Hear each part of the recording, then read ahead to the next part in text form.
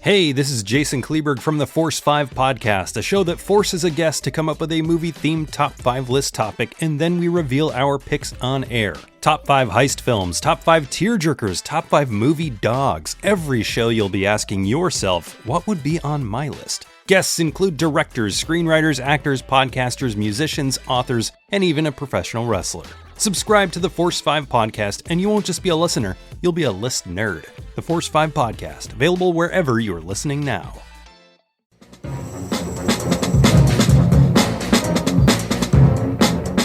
Hello, this is Aaron West. I am the author of the A24 New Wave. In this book, I look at A24's output, and I make the argument that we are in a new wave movement right now. A24 plays a major role. This book has a supplemental podcast where each episode is a brief conversation about an A24 related topic, whether an actor, director, or even a genre. As I continue research for the book and conduct interviews, I expect to record podcast episodes with people involved with the company. You can find the podcast at cinejourneys.com or wherever you find podcasts, and we are proud to be members of the Someone's Favorite Productions podcast network.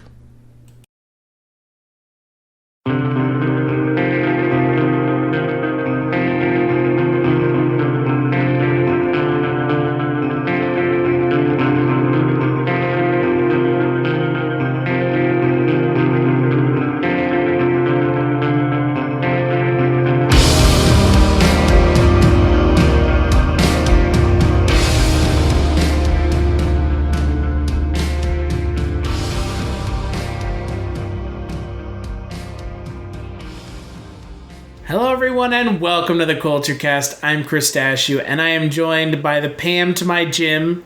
And no, we're not talking about The Office, but we are talking about something involving Jim Halpert from The Office, Mr. Eric Kniss. See, I figured you were going to do this. He's not going to talk for the rest of the podcast? Oh, God damn it. We have to be so quiet. If we can't protect them, then who are we?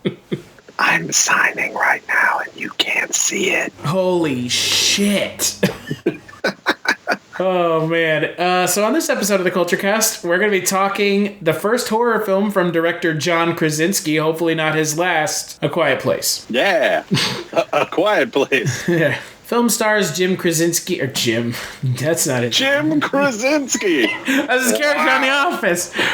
The film stars John Krasinski and Emily Blunt and their two kids as the Abbotts, a family trying to stay alive in a world inhabited by monsters, invaded by monsters, taken over by monsters. It's never really made clear. Is it their kids? It's not their actual kids. No, it's not their actual kids, but I'm talking about the two okay. Yeah, no.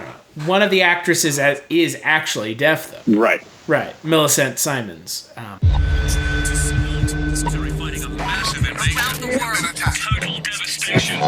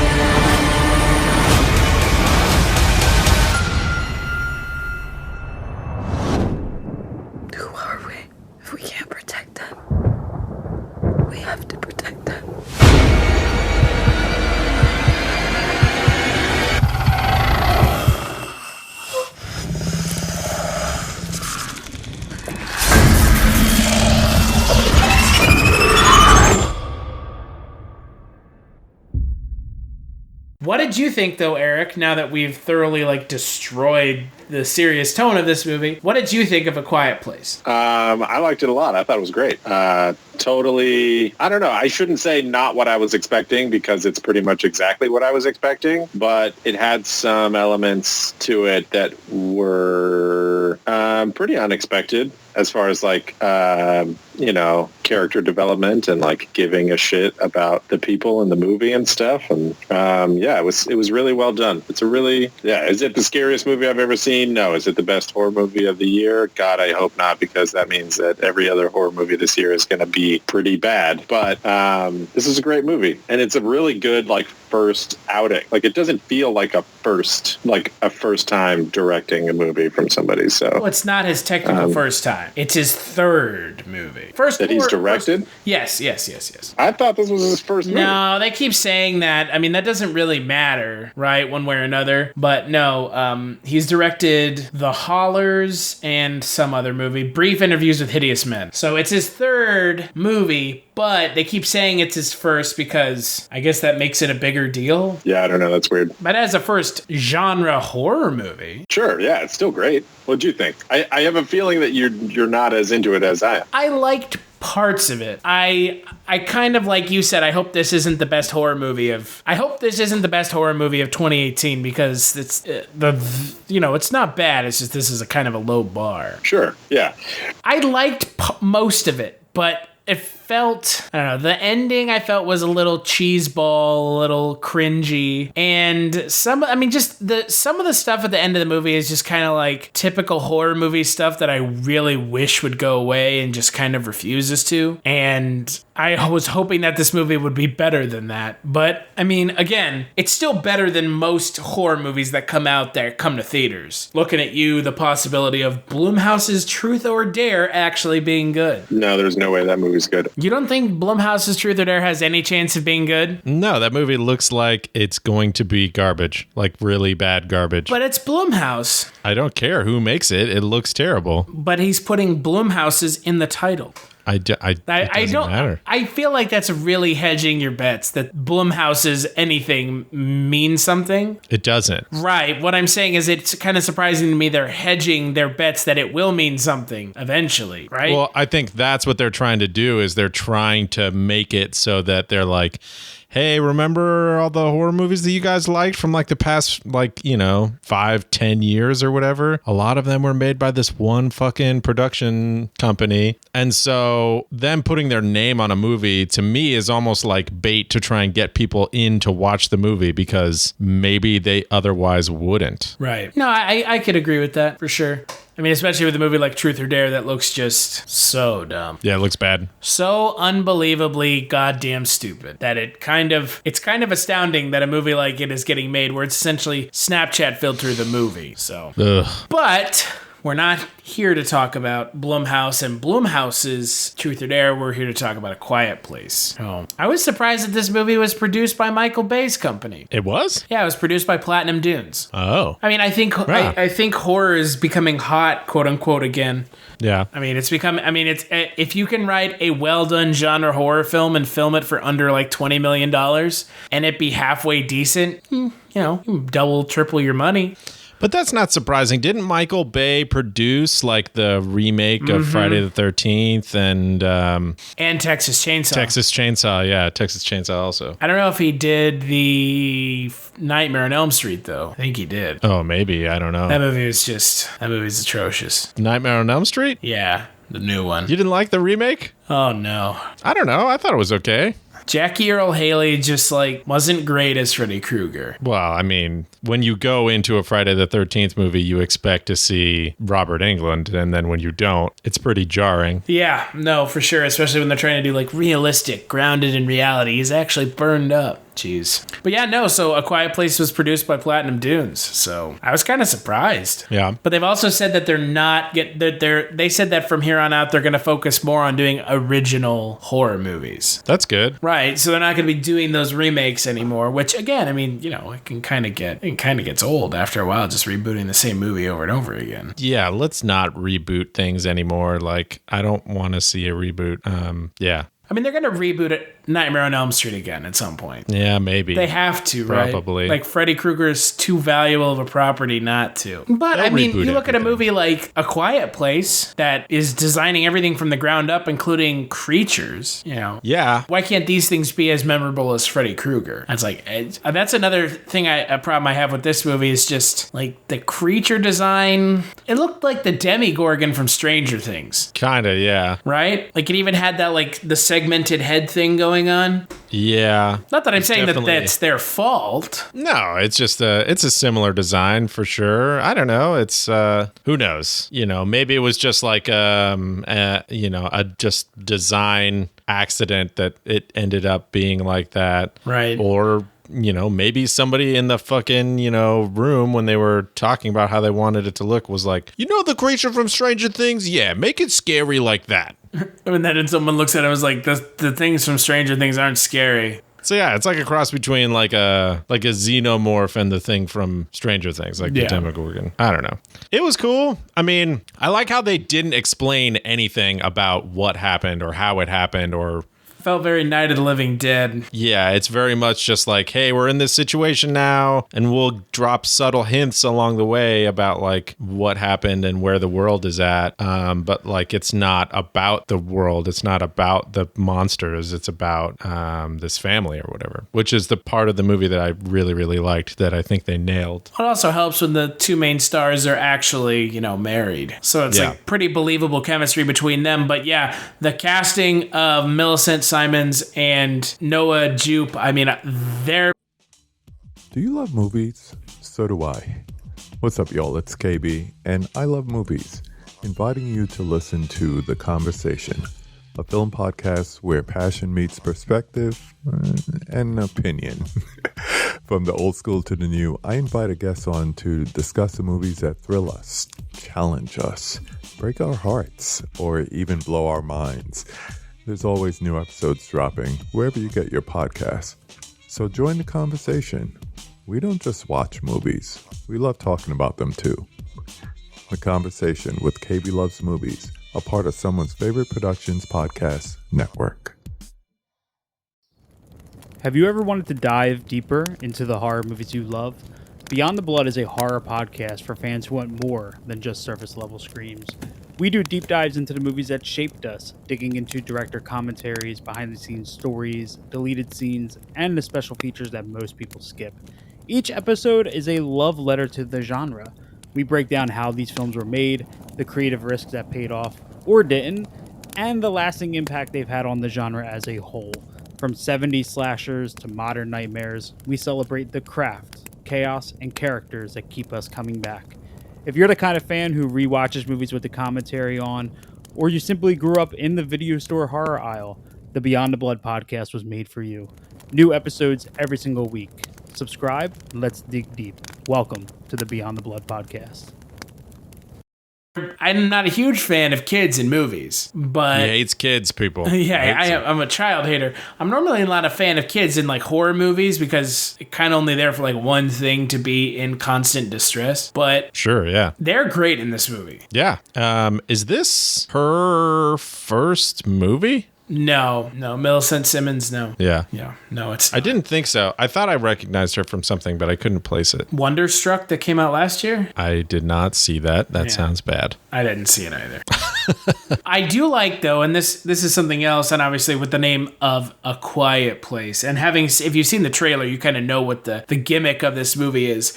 I do like that the first 20 minutes of this movie have no sound, like pretty much whatsoever. No, there's plenty of sound. It's just there's no like dialogue for like practically. Yeah, but you know what I mean. entire You know what I movie. mean when I say sound, like no like big sounds. It's just like kind of ambient noise. Sure, yeah. There was. It reminded me of the first 40 minutes of, or not 40, but the first like half an hour of There Will Be Blood. Oh yeah, how there's like No dialogue for the first like half hour of the movie. there's like no dialogue and it's just kind of like noises and stuff, and then it just sort of like builds into this like it's just sound basically building for like 30 minutes, and then the movie kicks in. This movie kind of did that too. Kind of, yeah. Like I thought that they used the sound in this movie pretty effectively. Like there is a score, but it's pretty sparse. sparse in a lot of spots, and there are sections where, you know, there's like no there's no dialogue for like 90% of this movie. I think there's like 40 lines, something like that. Does that sound believable? Yeah.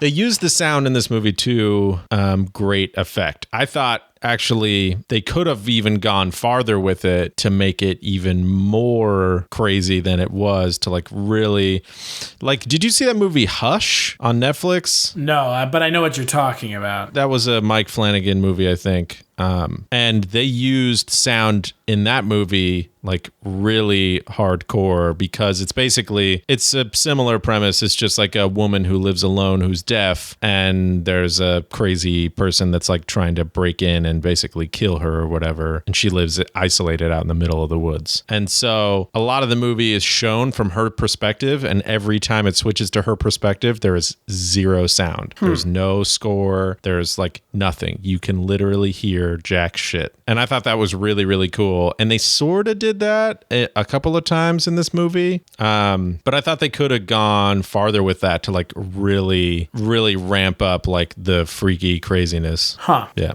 Well, to answer your question, the original first script that they wrote was 67 pages with one line of dialogue. Wow. It's pretty stunning, right? Yeah, they had to really, they're like, you gotta have some dialogue. Like, come on. It's an impressive movie, and again, it doesn't really feel like a gimmick. No. I mean, it not in a way that like some of these movies do, where they're kind of predicated on one gimmick. It's used to effect because of the world that they've built, and I think that I know that that's a good thing, because it's kind of surprising to see a horror movie actually like building a world, a believable world for its characters to live in. Yeah, and they did a really good job. Like, I think the two things that this movie got spot on were sort of like the world creation, like believing, you know, where we are in this like sort of universe without it being explicitly told to us, which I loved. And then just like the dynamic and relationship of the family in this world. I thought all of that stuff was really well done and believable and, you know, really,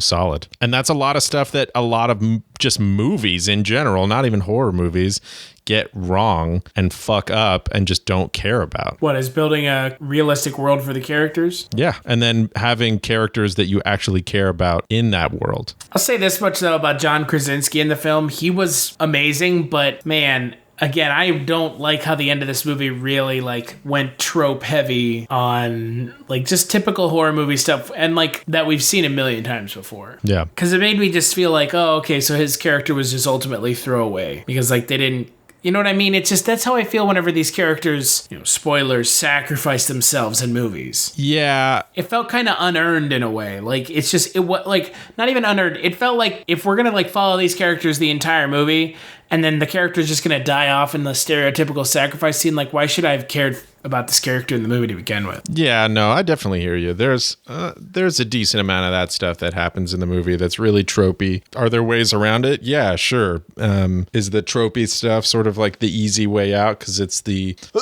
stuff that you kind of expect to see, and so that's just kind of like the way that, you know, you sort of lean to or just go. Yeah, but I don't know. I mean, if it fucking works, it fucking works, I guess. But at the same time, yeah, I'm with you. Like, it's sort of a bummer to see trope stuff like alive and well, but I guess that's the reason why it's tropey in the first place, is because they use it in everything. And it works too, for the most part. Yeah, and it works. It works. Like, it doesn't feel out of place in the movie. Is it sort of like eye-rolly and a little bit cringy? Like, sure. But it's still not like out of character, which I appreciate. Let's take a break, and when we get back, we'll finish up talking about A Quiet Place.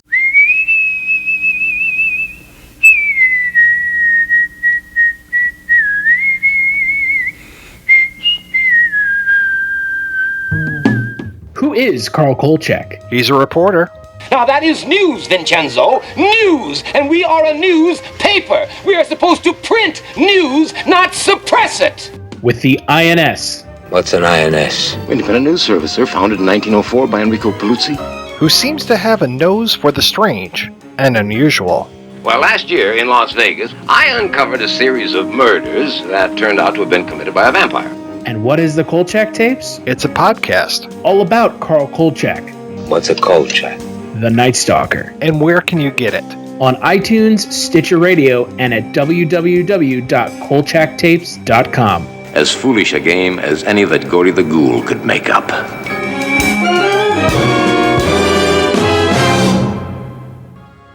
Movies have become a portal to a vast and growing pop culture universe, but you don't need to go over the rainbow to get your pop culture fix. Just head to Rainbow Comics, Cards, and Collectibles. They are your one-stop shop for comics, toys, posters, games, and more. Not a pop culture nerd? No problem. They have something for everyone, including a wide array of sports cards, collectible card games, even memorabilia. Stop by one of their 2 locations today. The flagship location at 3310 South Minnesota Avenue, Sioux Falls, South Dakota, or their newest location at 1501 Pine Lake Road, Suite 17, Lincoln, Nebraska. Most importantly, don't forget to add them on Facebook for pop culture news, weekly live videos, and special events. Here's what some people are saying about the Projection Booth podcast. Week after week, I'm mesmerized by the focus given great films and questionable films alike. But every episode is a learning and entertaining experience. This is hands down the best movie podcast. They cover so many different genres across so many years, from obscure movies to blockbusters. If there's only one podcast about movies and cinema that you listen to, make it this one. The Projection Booth podcast, with new episodes available every week at projectionboothpodcast.com.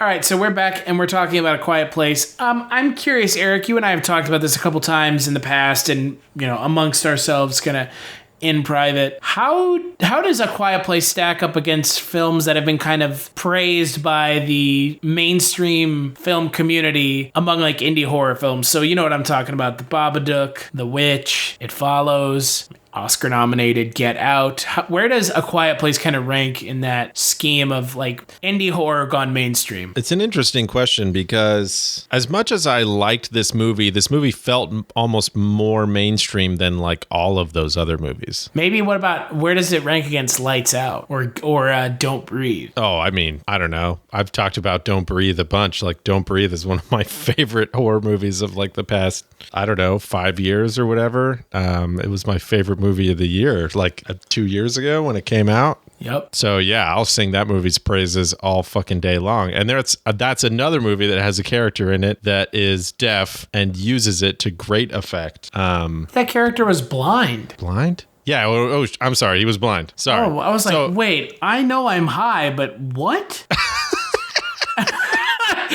I legit thought you were being serious. There's not a deaf character in Don't Breathe. No. But what I guess we're talking about Stephen Lang as the blind guy, right? Right, exactly. And I guess the correlation that I'm making is that the people in the house literally have to be silent in the house, otherwise he knows exactly where they are. The gimmick is the same. Is so crazy good. Yeah, the gimmick is almost the same, except it's not a monster. It's just an insane blind psychopath. This movie didn't feel like an indie movie. Like I went and saw it. God, when did I see it? I went and saw it like Thursday night at like 10:30 or something like that. And there was a line in front of the movie theater, and everybody was getting tickets to this. I sat in the movie theater and it was packed. I don't want to say that like indie movies like don't have packed theaters, but like indie movies don't.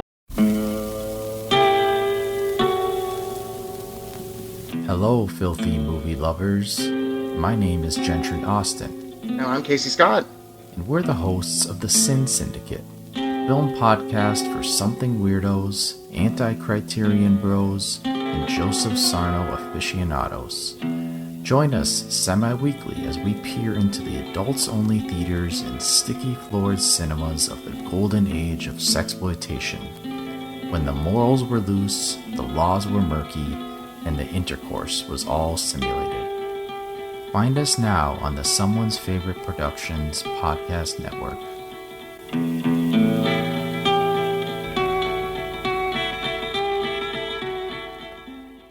Don't have packed theaters. Not like that, they don't. But it also is a horror movie. Right. Horror movies like this are the movies that, it draws all the people out, just to like, oh, let's go see this weird horror movie. So, but this is still beyond like just like a popcorn date night. Like, let's go see a fucking scary movie. Like, you think that's because it has creatures in it? Like actual CGI monsters? Why? That it feels more like mainstream. No.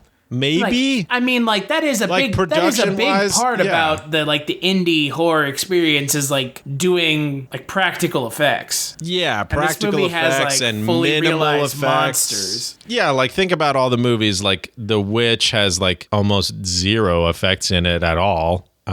So does It Follows. It Follows has like a bunch of cool effects, but it's all just like Shit tied to strings that they're pulling off set. yeah, or like, you know, a guy in a green jumpsuit that they just like, you know, digitally erase after the fact or something. Yeah. You know, all pretty like low budget, like simple shit. You know, Get Out had like, I don't know, maybe one scene of practical effects and it was all just like kind of makeup. I mean, like all of that stuff is all like very super duper low budget. It's interesting. This movie didn't feel like that to me. And maybe it was because the set pieces were bigger, you know, like you had this huge set that they like had with the house and then the barn. And, you know, like they had all these woods and everything around. Like it felt bigger. It felt bigger budget. I wonder what the budget of this movie was compared to like the budget of Get Out or, I don't know, any of those other movies. I can tell you what the budget of this film was. $17 million. Yeah. I mean, I know that's not a lot of money, but The budget of Get Out was $4.5 million. yeah. So yeah, it's almost 4 times what the budget of Get Out was. The budget for It Follows was $2 million. See? Yeah, at $17 million is a lot of money. It's a lot of money. I know that like compared to big budget, you know, $250 million Star Wars movies, like it's fucking nothing, but like, you know, it's still $17 million is a fuck ton of money. Especially to make a movie like this. You know, if It Follows made $17 million in the box office, that movie's an insane success because it made, you know, almost 9 times what its budget was, which is awesome. It's interesting. It didn't feel like an indie movie to me, which is interesting that people keep saying that it's an indie horror movie and it didn't feel like one at all. I don't know. Maybe it's, you know, also, you kind of have, you know, like big name actress like Emily Blunt in anything. Yeah, but that's because she's John Krasinski's wife. Yeah, but at the same time, like... She is drawing a paycheck. Well, but I mean, I don't know.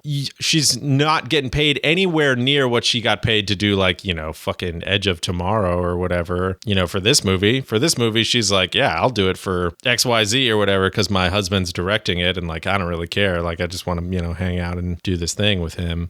Who knows?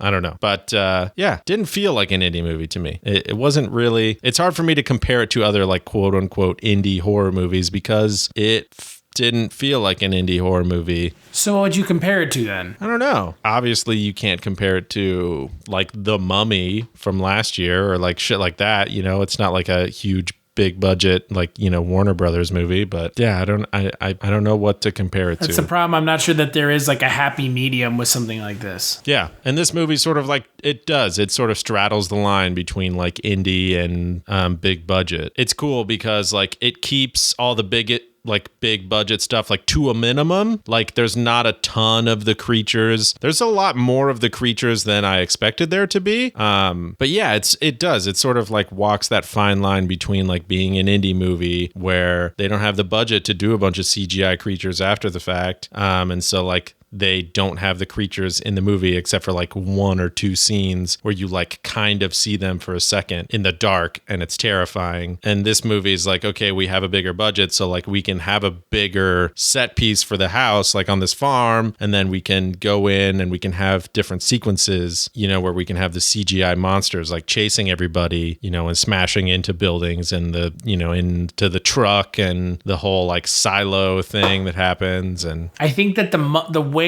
and what they use to be the antagonist in this movie is what's making it feel like not an indie horror movie. So. Oh, you mean like just the monsters and the fact that they're CGI? Yeah. Yeah. The monsters being CGI to me, like these kinds of movies, these like low budget horror movies don't normally have monsters that like well done.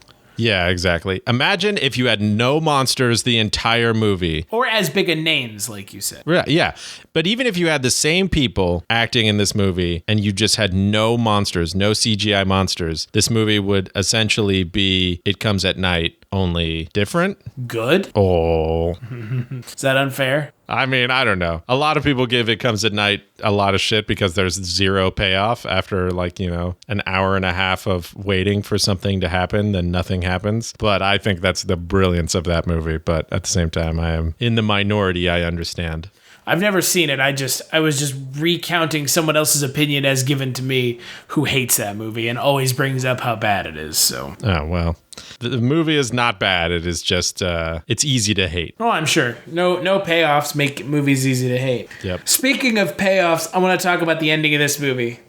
Okay. So cornball, dude. It does have a very cornball ending, but it's also like, I don't know, it fits. It just works. I think it's so cheesy. I'm not disagreeing with you, but at the same time... Right, it is cheesy, but it's supposed to be like a rah-rah moment, I guess. Yeah, it's like the get the audience like stoked moment at the end of the movie where you're like, oh no, fucking Jim from The Office, spoilers, sacrificed himself for the kids and like he's dead now. And like she literally just had a baby like 20 minutes ago. Like, what the fuck is gonna happen? There's still more of those fucking monsters out there. And then, like, they figure out how to kill one, and then they're like, all right, motherfucker, let's kill a fucking another one. Let's fucking go. Yeah. I don't know. Yeah, I mean, you could have ended the movie 100 different ways, except, you know, that were different from the way that they ended it, that weren't cornball, and they would have worked also. But, I mean, I don't know. You want the crowd pleaser moment at the end of the movie. You know, you want people feeling good when they walk out. Like they could have ended it on like a serious downer, which, you know, I would have loved because I would have been like, oh, I feel so bad. This movie's amazing.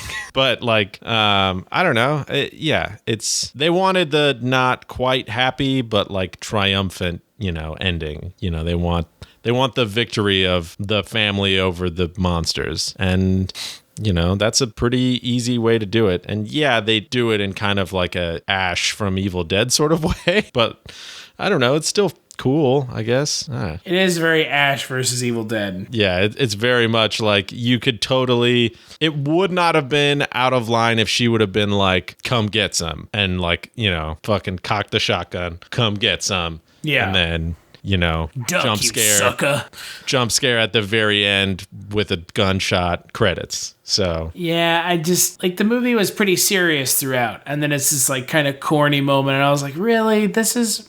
Oh, come on. I don't know. Maybe I was assuming that this was supposed to be a serious movie and it wasn't. I don't know. It felt pretty serious to me. Like, right, that's my point. And then at the end, it's like cheesy and kind of like, oh, what is this? Aliens all of a sudden? I understand the point, but I don't think it was necessary. I agree with you.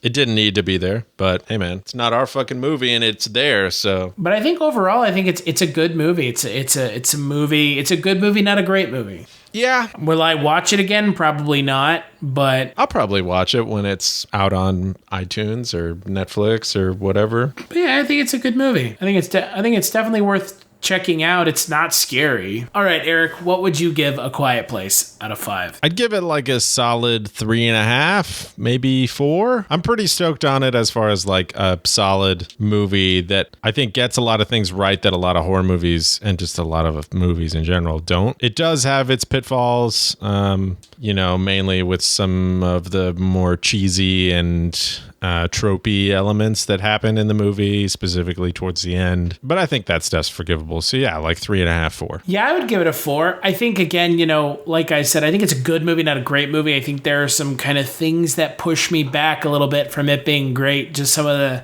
really played out horror stuff at this point that I don't need to see every time I watch a horror movie. And, you know, that last kind of 20 minutes of this movie kind of have all those things. You know, all it needed was the false ending, and then it would have had like the unholy trinity of just tropey movie stuff.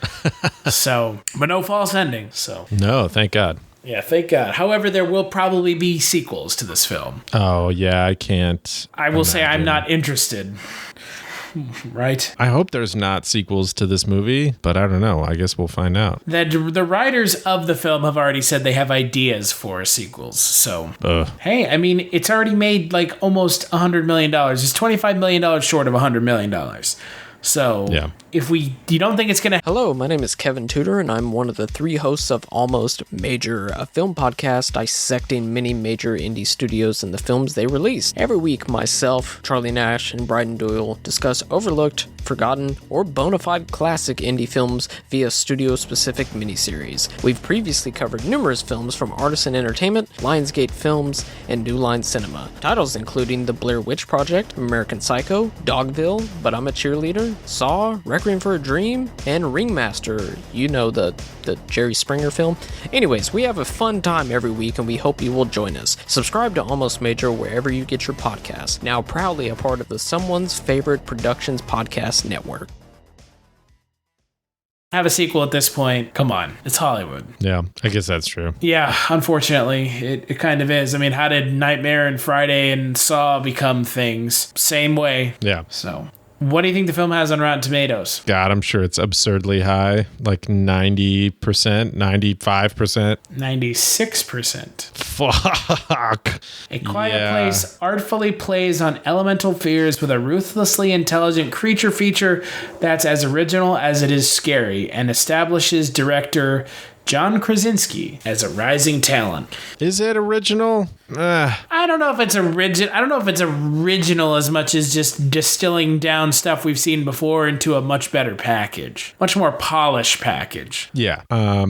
It has some original ideas for sure, but like we said, you know, there's also a lot of really tropey stuff that's in every horror movie that's in this movie. So to call it, I'd say to praise this movie for being original, I think is probably being a little too generous. Yeah, I would agree with that. It sounds like it's coming from somebody who hasn't like watched a lot of horror movies. Well, that's what I was gonna say. I mean, again, you gotta look at it this way. I mean, the mainstream film press doesn't really think very highly of horror movies. Yeah. Or genre films. You know, they're just seen as, you know, fun little flicks, not anything of actual consequential value. So yeah. So when you actually get movies that actually have value and are also genre movies, they are like, wow, this is refreshing and surprising and also original. And I'm like, well, no, this movie has been made. It's just that this one had a bigger budget and better actors and like a better story to tell and sort of like just did it better. They didn't even really necessarily do it differently. They just executed it, you know, well. I'm right there with you.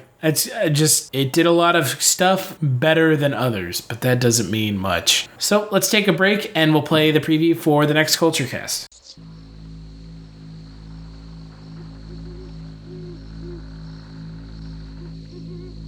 It began with a sound that no one was ever supposed to hear.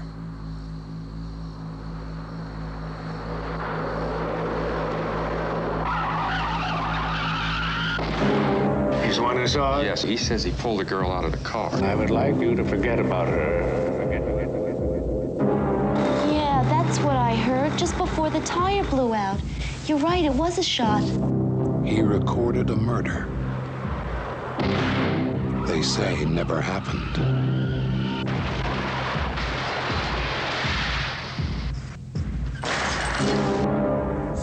There's still loose ends, witnesses. The girl, I've decided to terminate her. Terminate her. Terminate her.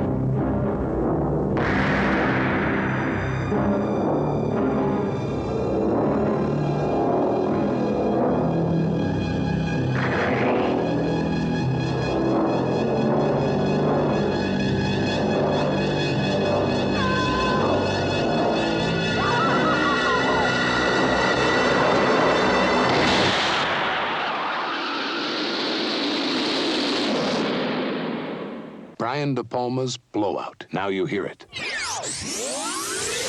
Now you don't. That's right. On the next Kulturecast, we're going to be talking about Blowout, the next film in our Brian De Palma month. Until then, Blowout.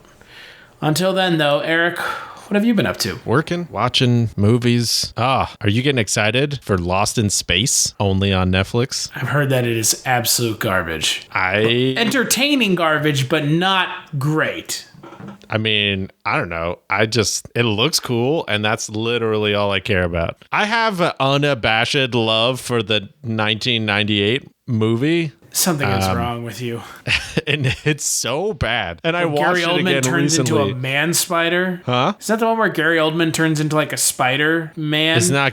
It's not Gary Oldman. It's the... Oh, no, it is Gary Oldman that does. Yeah. It totally is Gary Oldman. I was like, wait a second. Yeah. I get Gary Oldman and that other like British actor guy like mixed up with each other. But yeah, it's Gary Oldman. Yes, it's the movie with Matt LeBlanc. And that it's little fantastic. yellow monkey alien. Oh my God. What's his name in the movie? Glorp? I don't know if that's his name, but it might as well be his name. Yeah, I don't know.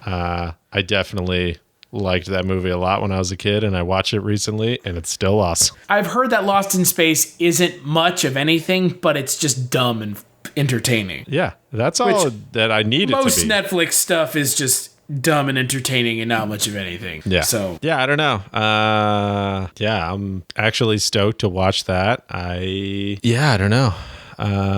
Beyond that, and I don't know. What have I even watched? Oh my God. I rewatched The Invitation. Have you ever seen The Invitation? Invitation. It came out like 2 years ago. No, I was getting it confused with The Host. The Host is the one with the guy from Frasier. Oh, that's not The Host. That's A Perfect Host. A Perfect Host, right. Excuse me. Right. Also a good movie. But The Invitation, if you have never seen it, is one of the most like tense movies I have ever seen in my life, that has one of the most like holy shit, go fuck yourself endings ever. It's awesome. I'll have to watch it. I've heard good things. Yeah, it's definitely up there for like one of my favorite movies of the past like few years as far as like horror, thriller, just like tense movies goes. Yeah. I made the mistake of like watching it in the morning, like after I woke up at like 10 a.m. and I was like, holy shit, my whole day is like completely fucked now because I've just gone through this really weird, tense ordeal for the last like 2 hours. I'm just like, oh shit, what do I even do now? Yeah, I mean, I want to watch it. It's one of those movies that's just like on the list. I've heard nothing but good things about it. So, yep. So go check out The Invitation because it's probably better than A Quiet Place. Yes, it's very different, but I enjoyed it more. Yeah, I don't know. If you want to see another movie where somebody is deaf, watch Hush, because that's on Netflix, and that's also a very cool movie. Again, another movie I need to watch. But now I want to watch Don't Breathe. Well, I know what Eric's going to be up to after this, but... What are you up to after this? Is the real question. Nothing. It's the burning question that everybody wants to know. You're sitting back on the couch, you're taking a big old bubbly rip from the fucking bong. What are you throwing on the television? I don't know. I like watching Jackass. Wow. You're asking me what I watch when I'm high. Wow. Ghost Adventures. Wow. That's another good one. Ghost Adventures is great, man, because every time I watch it when I'm high, I'm just like, is this real? Are they serious? Or are they fucking around? I can't tell. Right. Every time I watch it, like high or not high, I'm just like, man, I should be able to tell now that I'm not high, but I don't know. Like, who's not in on the joke? Is it us? Or is it we're supposed to be in on the joke? Do you know what I mean? Yeah, I don't know. Is there a joke at all? Well, I mean, like, do they actually believe in ghosts? I don't know, right? Yeah, I don't know. That's my question. Like, does Zach Bagans actually believe in ghosts, or is this just really convenient for him to believe in ghosts? Because you can base a TV show around searching for ghosts because you believe in them. Who knows, man? But yeah, Ghost Adventures is great. I may rewatch Demon House tonight before you go to sleep. Oh, God. It's like a really long, really serious episode of Ghost Adventures. Find out how Zach Bagans has to wear glasses now and why. God.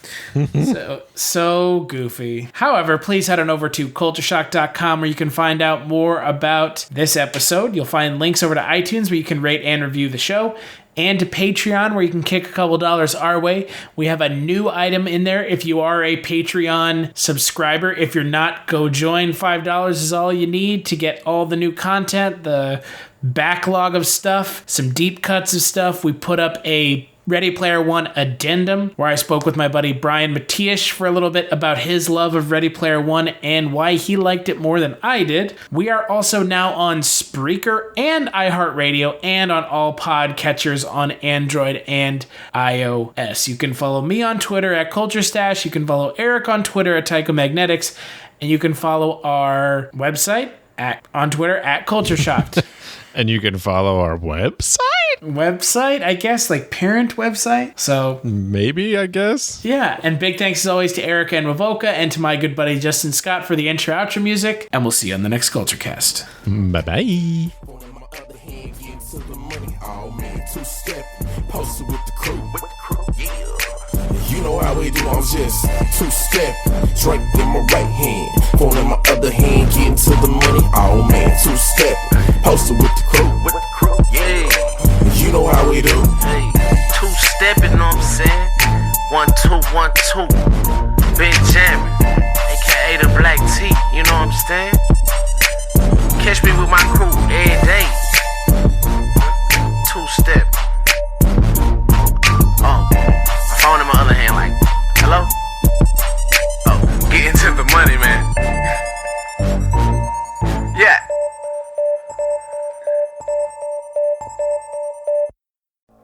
If you're looking for more horror outside of the mainstream, look no further than Unsung Horrors, a podcast about underseen horror movies. I'm Lance. And I'm Erica. Every other week, we'll cover a horror movie with fewer than 1,000 views on Letterboxd. We'll even give you double feature recommendations to pair with the movies we discuss. From gothic to shot on video, from slashers to comedies, from giallo to J-horror. We'll cover all the subgenres. So join us as we unearth these hidden gems of horror. Follow us on Instagram, Twitter, and Facebook, all at Unsung Horrors, available wherever you listen to podcasts. And part of the Someone's Favorite Productions podcast network.